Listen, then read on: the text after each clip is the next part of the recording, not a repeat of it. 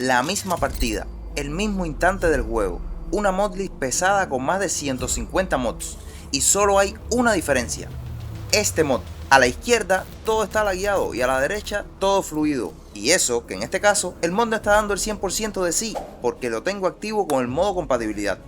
En este video te voy a enseñar cómo funciona este mod, cómo cambia todo el juego y cuándo conviene activar dicho modo de compatibilidad. Pero ojo, esto no es un mod de rendimiento, este mod suaviza la experiencia visual mientras tu juego sigue calculando exactamente lo mismo.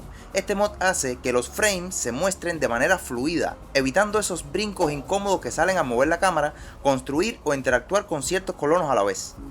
Lo que hace este mod es bastante simple pero muy inteligente, divide cada tick en secciones más pequeñas y seguras. Entre esas secciones el juego puede renderizar un frame adicional antes de continuar con la simulación. Así, aunque el juego siga a la misma velocidad, tus ojos ven más frames y todo se siente mucho más fluido. Y eso sí, funciona incluso si tu PC no es una bestia, aunque para estos casos de megacolonias el modo Slow Down ayuda a mantener todo estable. Ahora vamos a ver cómo configurar este mod para que funcione perfecto en tu partida.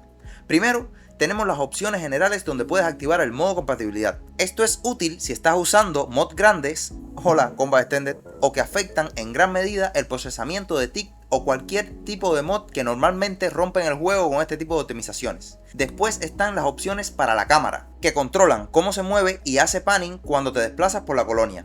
Luego tenemos las opciones para la interfaz del usuario, o sea, menús, clic, construcción, zonificación. Con esto, incluso cuando estás haciendo clic rápido para construir o mover colonos, todo se siente mucho más fluido. Finalmente, están las opciones para cuando estás idle o sin hacer nada, es decir, cuando no estás interactuando con el juego. Por defecto, limita los FPS para no sobrecargar tu PC, pero si quieres, puedes subirlo para que todo siempre se vea súper suave, incluso en reposo.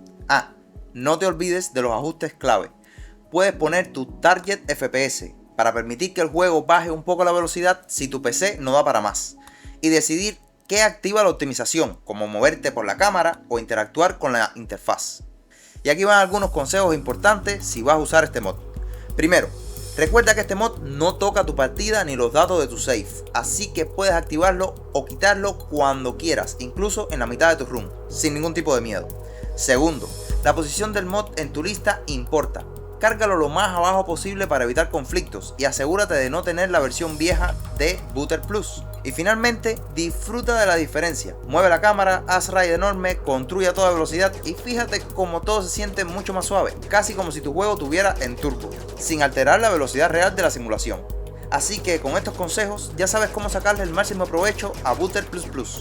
Antes de irme, quiero dar un agradecimiento especial a los miembros del canal. Su apoyo es lo que hace posible que siga haciendo contenido y pueda seguir probando mods y rompiendo mis propias partidas. Si quieres entender de verdad si un mod mejora o no el rendimiento, te recomiendo ver el video que te dejo por aquí sobre cómo hacer una prueba de rendimiento en Ringworld. Si te gustó el video, suscríbete, deja un comentario y dime qué mod quieres que analice después. Gracias por ver y hasta la próxima.